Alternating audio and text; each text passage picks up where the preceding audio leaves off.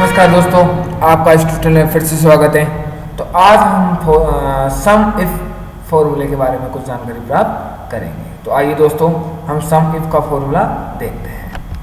तो हमारे पास कुछ डेटा है, तो उस डेटे में हम सम इफ फॉर्मूला यूज़ करेंगे। तो दोस्तों देखिए, सबसे पहले हम यूज़ करेंगे नेम ऑफ सेल्समैन। जो हमारे नेम ऑफ सेल्समैन है, अगर हमें केवल एक सेल्समैन की तो सम करनी हो या उसको जोड़ना हो तो हम सम इफ फॉर्मूले के माध्यम से कर सकते हैं। तो फॉर एग्जांपल मुझे मनीष जो सेल्समैन है उसकी केवल कैलकुलेशन करनी है, तो हम सम इफ फॉर्मूले का उपयोग करेंगे। तो सबसे पहले मैंने सम इफ फॉर्मूला टाइप किया। सबसे पहले हमसे पूछ रहा है रेंज। तो देखिए दोस्तों, जो रेंज पूछ रहा है हमसे, तो हम सबसे पहले नेम ऑफ सेल्समैन की रेंज सेलेक्ट कर लेंगे। तो हमने नेम ऑफ सेल्समैन की रेंज सेलेक्ट कर ली। उसके बाद हम कोमा लगाएंगे। उसके बाद हमसे पूछ रहा है क्राइटेरिया। क्राइटेरिया मतलब होता है कि हम नेम ऑफ सेल्समैन में से किस सेल्समैन की सम निकालना चाहते हैं। तो मैंने अभी आपको बताया है कि हम मनीष सेल्समैन की निकालना चाहते हैं। तो मैंने एक मनीष पे जाके क्लिक कर दिया।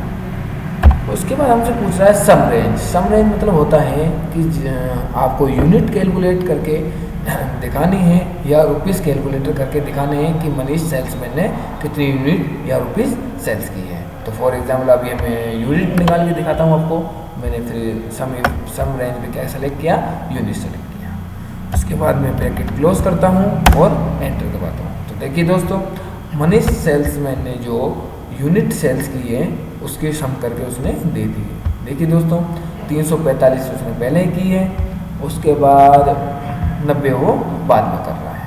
तो टोटल हमारे होते हैं 435। उसके बाद हमारा सेकंड होता है नेम ऑफ प्रोडक्ट। अगर हम प्रोडक्ट के रूप से निकालना चाहें, अगर प्रोडक्ट के तौर पर हम उसको सम करना चाहें तो हम कर सकते हैं।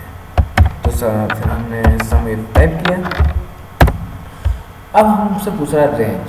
तो नेम ऑफ सेल्समैन हमने जब निकाला तो हमारे लिए रेंज क्या हो गई थी, नेम ऑफ सेल्समैन। लेकिन हम क्या निकाल रहे हैं दोस्तों, नेम ऑफ प्रोडक्ट। तो हमारे लिए रेंज क्या हो जाएगी दोस्तों, नेम ऑफ प्रोडक्ट। उसके बाद हम कोमा दबाएंगे। फिर हमसे पूछ रहा है क्राइटेरिया। देखिए दोस्तों, क्राइटेरिया मतलब क्या होता है कि हम किस प्रोडक्ट की सम निकालना चाहते हैं। तो मैं अभी सोनी जो प्रोडक्ट है उसका सम निकालना चाहता हूँ। तो क्राइटेरिया में क्या हो गया दोस्तों, सोनी हो गया। अब हम रुपीज़ के आधार पर इसको देखना चाहते हैं कि ये कितना सेल्स हुआ है या कितना प्रोडक्ट बिका है। तो मैं सम रेंज में क्या कर दूंगा दोस्तों, रुपीज़ को सेलेक्ट कर दूंगा। उसके बाद मैं ब्रैकेट क्लोज करूंगा और एंटर प्रेस करूंगा। तो देखिए दोस्तों, 23,854 हमारी सोनी सेल्स हुई है। 2345 ये है। उसके बाद सोनी फिर सेल्स हुआ है, 3 बार सोनी सेल्स हुआ है। तो दोस्तों, मैं आशा करता हूँ कि आपको यहाँ तक अच्छा समझ में आया होगा। अब देखिए दोस्तों, मोल लेटर क्या होता है। मोल लेटर मतलब होता है अगर आप किसी को नाम के माध्यम से सेल्स को टोटल करना चाहते हो या उसकी सम करना चाहते हो। तो सबसे पहले हमने सम इफ लिखा और उसके बाद हमने रेंज। अब देखिए दोस्तों, अगर आप लेटर के हिसाब से नेम ऑफ सेल्समैन की निकालना चाहते हो या नेम ऑफ प्रोडक्ट की निकालना चाहते हो, वो आपके ऊपर होता है। अभी हम नेम ऑफ सेल्समैन की निकालना चाहते हैं, तो रेंज हमारी नेम ऑफ सेल्समैन हो गई। अब देखिए दोस्तों, क्राइटेरिया। अब क्राइटेरिया में हम चाहते हैं जो एम नाम से सेल्समैन का नाम स्टार्ट हो रहा है, जो एम नाम से सेल्समैन का नाम स्टार्ट हो रहा है, उसकी हम सम चाहते हैं। मतलब उसकी टोटल जो हम उसमें सेल्स की है वो हम चाहते हैं। तो सबसे पहले मैं स्ट्रीम विंडो को ओपन करूँगा। उसके बाद मैं एम लिखूँगा। उसके बाद मैं इनटू का चिन्ह लिखूँगा और फिर स्ट्रीम विंडो क्लोज कर दूँगा। उसके बाद मैं फिर क्राइटेरिया को बंद करके अब हम चाहते हैं उसकी यूनिट। और फिर मैं सम रेंज भी क्या करूँगा, यूनिट। मैं यूनिट चाहता हूँ कि उन्होंने कितनी यूनिट सेल्स की है।